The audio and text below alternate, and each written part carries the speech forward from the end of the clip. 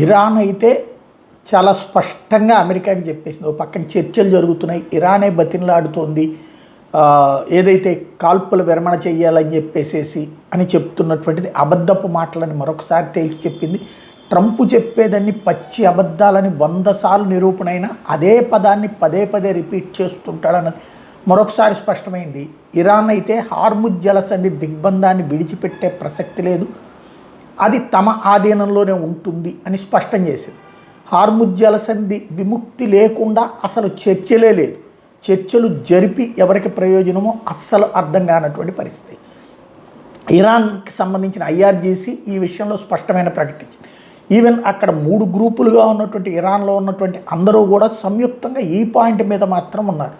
ఎందుకు అంటే నష్టపోయినటువంటి దాన్ని ప్రపంచం నుంచి రాబట్టాలని, అట్టించి వచ్చే షిప్పుల దగ్గర నుంచి యూజర్ ఛార్జీలు వసూలు చేయడం ద్వారా డబ్బులు సంపాదించుకోవడం, అది ఒకరోజు కాదు, శాశ్వత ఆదాయం, 10 పైసలు పెట్టుబడి లేకుండా వచ్చేటటువంటి ఉచిత ఆదాయం. ఓ రకంగా చెప్పాలంటే టోల్గేట్ కట్టకుండా డబ్బులు వసూలు చేసినటువంటి బెంగాల్లోని మమతా బెనర్జీకి తాతలు వీళ్ళు.